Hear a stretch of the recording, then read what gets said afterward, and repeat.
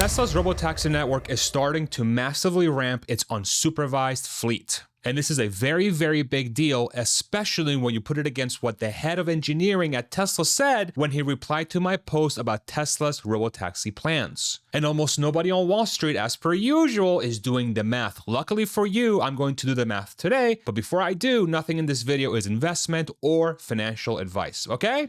Okay. The number you'll keep seeing in headlines when talking about Tesla's robotaxi network is fleet size. Tesla has somewhere around 25 unsupervised robotaxis on the road right now between Austin, Dallas, and Houston, with hundreds more supervised with a person inside of the car. Waymo has somewhere around north of 3,000 commercial vehicles in operation across Phoenix, San Francisco, Los Angeles, and a handful of other cities across the country and overseas. Almost all of them without anyone in the car, but with a bunch of people overseeing the cars remotely in various parts of the world like the US or the Philippines. So if you compare those two numbers, fleet to fleet, the conclusion seems pretty obvious to most people. Waymo wins. It's not even close. They've got way more cars doing driverless rides. Tesla is a rounding error in the autonomy market. Here goes Elon being a failure and an idiot. But let me tell you, I have been watching this autonomy story play out from the very first FSD beta, and I've driven the software in my own car for years. I've sat through every quarterly earnings call, sometimes asking myself why I continue to put myself through this freaking pain. And I'm telling you this right now, that one of the most important moments in the entire autonomy story has just happened. So let me walk you through exactly what I'm seeing, why the fleet count is a distraction, and what number actually decides who owns the multi-trillion dollar robotaxi market. The reality is that AI technologies like Tesla's self-driving have been massively impacting the world. I mean, for freaking goodness sake, have you been noticing how Claude is the most talked about tool on the internet by freaking everybody? Everyone seems to be freaking out about it because these tools are legitimately extremely powerful, and it helps your ideas go from an idea to an actual app or finished product. And naturally, everyone everywhere is telling you to learn Claude, but nobody's actually teaching you how to use it. Okay, so let me start with the thing nobody in autonomy coverage seems to want to talk about: cumulative autonomous miles. Tesla just crossed roughly 10 billion cumulative full self-driving miles. That's across the entire Tesla fleet, going back years to the first beta program. And right now, that number is growing by about 1 billion miles every single month, accelerating into a curve that compounds on itself every quarter. Tesla's FSD doubles its cumulative miles roughly 9 months or so, which means that every 9 months, the total miles of real-world driving data the system has ever seen literally doubles. So it goes from 10 to 20 billion miles in the next 9 months. Now let's talk about Waymo. Waymo has somewhere north of 200 million cumulative driverless miles across their entire history. As of early 2026, across every vehicle they have ever deployed, going back to when they were still called the Google self-driving car project, and their doubling rate has actually accelerated recently, which is very impressive. They're doubling roughly every 9 months as well, based on their own publicly reported milestones from 2024 to 2026. So let me pause right there and let the math actually breathe for a second, because it's important. Tesla is at 10 billion miles, growing at about 1 billion per month, doubling every 9 months or so. Waymo is at roughly 200 million miles, doubling somewhere around the same rate. So my math says Tesla is roughly 50 times Waymo's cumulative miles. And Tesla's doubling rate is still roughly the same as Waymo's, but with one really critical difference that I want to flag, which is Tesla's miles are mostly supervised FSD miles with a human in the seat, while most of Waymo's miles are mostly fully driverless with supervisors in remote locations, again, primarily in the US and the Philippines. They are not perfectly apples to apples, but the training data signal, which is by far the most important thing here for self-driving, still flows through to the unsupervised side on Tesla's case, which is really the main point I want to drive home. I'll explain it. Many people will look at Waymo's incredibly impressive accomplishment and think that they are running away with the whole thing. But the reality is that the gap is widening every single hour, every single day in the other direction. And almost nobody in mainstream coverage is putting those two numbers next to each other, because if you do, the entire framing of the autonomy race collapses. It doesn't seem like there's a competition anymore. Now you might be thinking, okay, Farzad, here we go. Miles are just miles. Why does the doubling rate even matter? Because one of the most powerful, most boring, most consistently underestimated forces in industrial economics is in play, which is Wright's law. Wright's law was first observed back in 19 1936 by an aeronautical engineer named Theodore Wright, who was studying airplane manufacturing costs at the time, and he noticed something genuinely weird in his data. Every time the cumulative production of a particular airplane doubled, the cost to produce the next unit fell by a fixed percentage of about 15 to 20% per doubling every single time. That observation has held up for almost 100 years across solar panels, lithium batteries, semiconductors, hard drives, LED bulbs, you name any manufactured product, anything that gets manufactured at scale, the cost falls a fixed percentage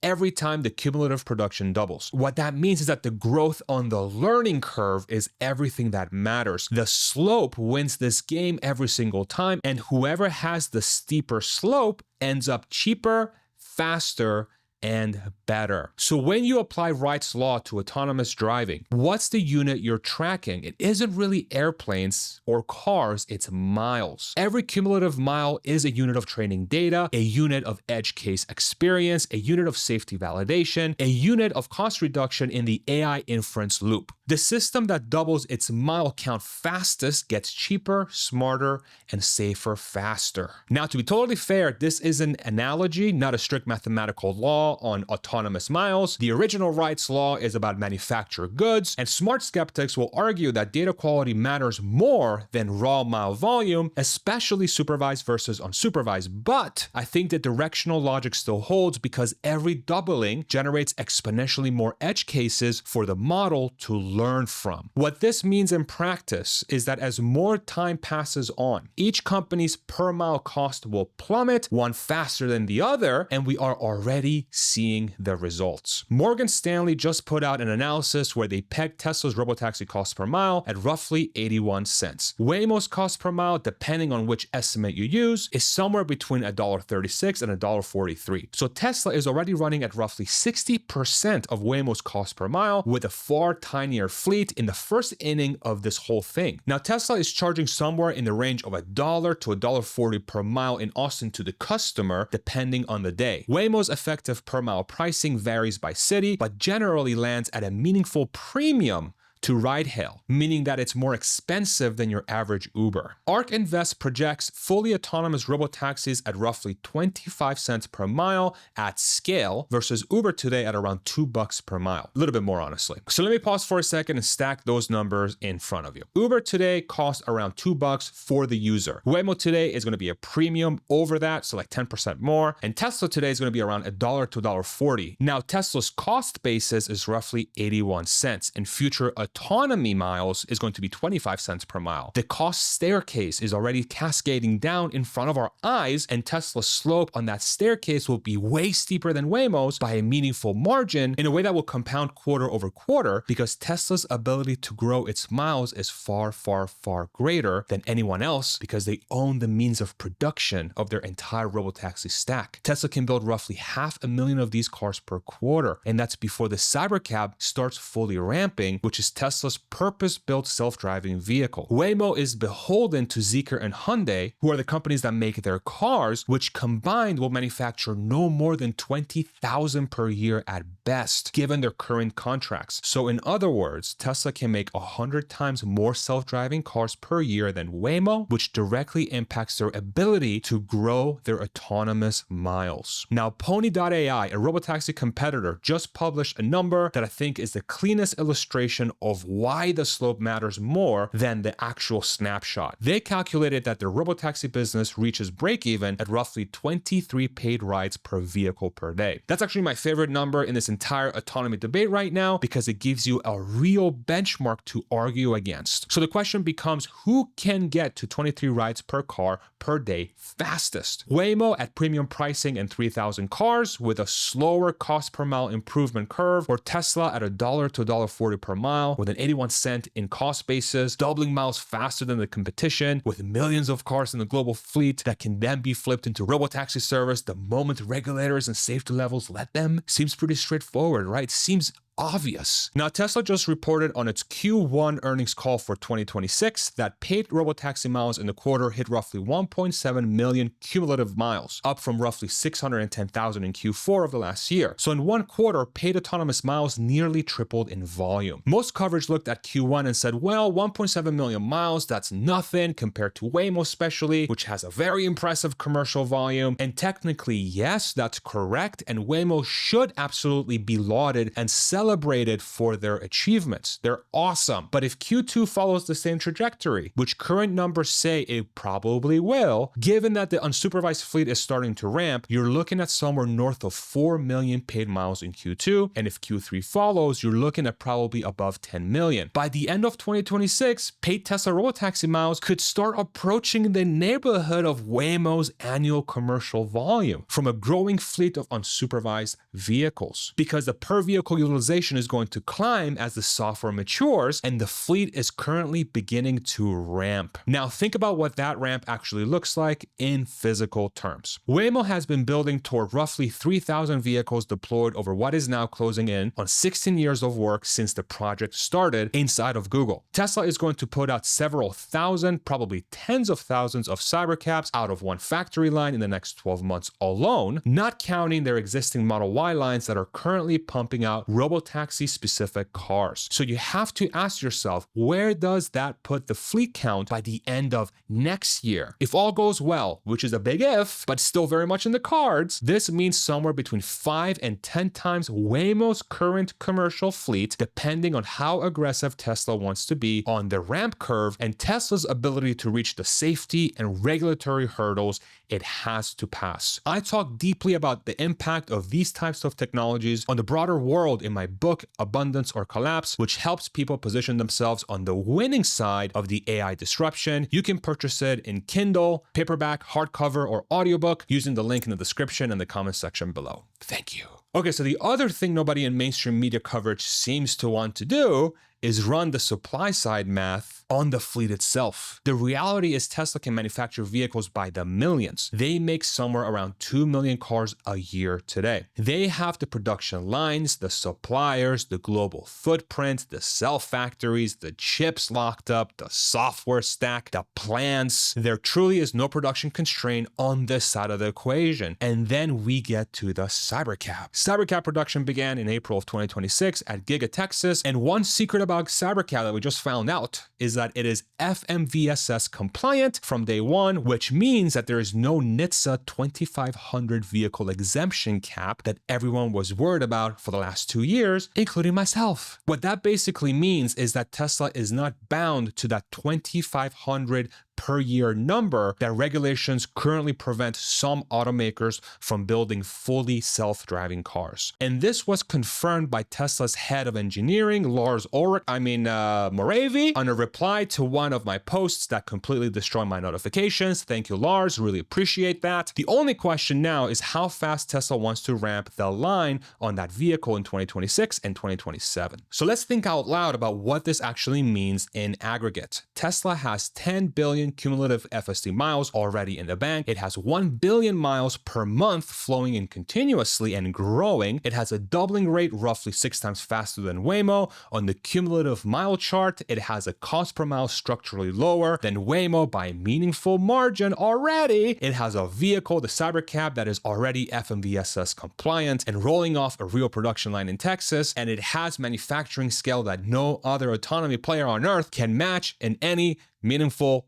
way. Not only that, but Tesla has also expanded the unsupervised robotaxi service from Austin to Dallas and Houston on April 18th of this year. So now we have 3 cities running paid commercial unsupervised Tesla robotaxis. The Austin fleet is around 19 cars, Dallas has 3, and Houston has 3. Again, these are very tiny as of today, but the ramp and Tesla's total scale is the important takeaway here. Tesla has publicly committed to launching in 5 more cities during the first half of 2026, which we'll see if that actually actually happens on time. I doubt it, which would be Phoenix, Miami, Orlando, Tampa, and Las Vegas in some order. There is a real risk that some of those will slip to the second half of the year or later, but every new city is a multiplier on the cumulative mile count and the training data. Why does that matter so much? Because the network is unified. Every mile driven in Austin teaches the model something that helps the Dallas car. Every weird intersection in Houston teaches the model something that helps the Phoenix car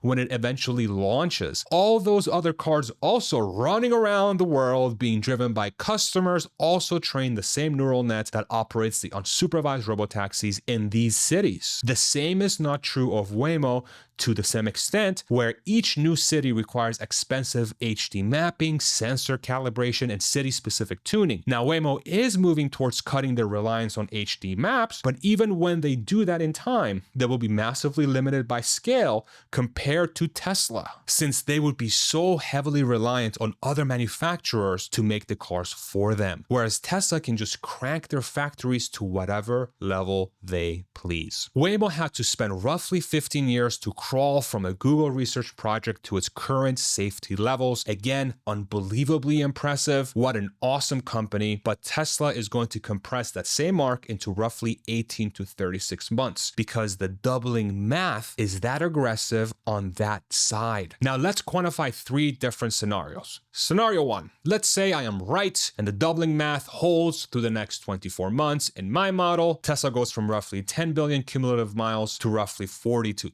80 billion cumulative miles by mid-28. Cost per mile drops from 81 cents to somewhere around 35 to 50 cents. Robotaxi fleet expands from 25 vehicles to somewhere between 5 to 25,000 vehicles, mostly Cybercab, mostly in the US, with international markets opening up in late 27. Annual robotaxi revenue gets to a real number, let's call it somewhere north of 5 billion per year, and Tesla becomes the dominant autonomous transportation company by both volume and price, and its acceleration continues to accelerate. Scenario 2, let's say I'm partially wrong and the doubling rate slows down because of a regulatory wall or a software wall or a public safety incident that triggers a national pause. The doubling rate goes from, say, every 6 to 9 months to every 18 to 24 months. Cybercab production gets capped or delayed. Tesla still ends up the largest autonomy player by mile count and by cost per mile, but the timeline stretches out by 2 to 3 years. The thesis still works, it's just a lot slower. And in scenario 3, let's say I'm an idiot and I'm completely wrong about everything, which some people say I am. The doubling math breaks, Tesla can't generalize the FSD model across new geographies, AI 5 slips again, their new hardware. God forbid a Cybercab injures or worse, a human on a public road, and the entire rollout gets paused indefinitely by NHTSA. And so Waymo's slow, expensive premium approach turns out to be the right architecture all along. And in that scenario, Tesla's entire robotaxi thesis is kind of screwed, but it still owns the AI hardware stack, still has Optimus in development, still has the energy business growing, and still delivers somewhere between 1.6 to 2 million cars per year of regular EV sales with FSD, depending on the demand cycle, and potentially even growing. So the autonomy thesis fails short term, but Tesla itself doesn't go to zero, it'll just really suck for a while until they figure it out. Now, why does any of this matter to you, the average person watching this on, let's say, a Friday afternoon? Because if you own a car, drive a car, or pay any kind of fee to move yourself around in any city in the world, the cost of that movement is going to fall by an order of magnitude, meaning 10 times inside the next 7 to 10 years. The ARK Invest number of 25 cents per mile fully autonomous against Uber's $2 today is roughly an 8 times reduction in transportation costs. The average American drives roughly 13,000 miles per year, give or take. At 20 to 25 cents per mile in a robotaxi, the entire annual transportation cost lands somewhere around $3,000 a year. That works out to $250 a month of total transportation cost. Compare that to the average car payment plus insurance plus gas plus maintenance, which is closer to $900 a month for most Americans living in a typical suburb. And so the math literally collapses car ownership for most people inside the same window. And that's why this isn't just a Tesla story, it's an everyone story. The math reshapes how transportation gets priced, how cities allocate parking, how parents drop kids off at school, how older parents stay independent in their 70s and 80s because they don't need to drive. The same exponent that makes Tesla win the autonomy race also makes life genuinely cheaper for hundreds hundreds of millions of people. That's why it matters. That's why I'm doing the math out loud, because it's going to change everything. And look, if you're holding Tesla stock through all of this, or thinking about it, or just trying to understand the psychology of conviction investing, especially when the stakes are this high, Bradford Ferguson and his team at Rebellionaire have a video called Why Most People Could Never Hold Tesla. That video breaks down this theme. And it's not just about the numbers. It's about the mental game of holding through the volatility while the thesis plays out over the years and decades. Now, these are the same guys who called Elon selling his shares a month before that famous Twitter poll. So they have receipts on how well they understand this space. I'll link it below. Thank you so much for watching. I hope this was informative and helpful, and we'll see you in the next one. Take it easy, everybody. Bye-bye.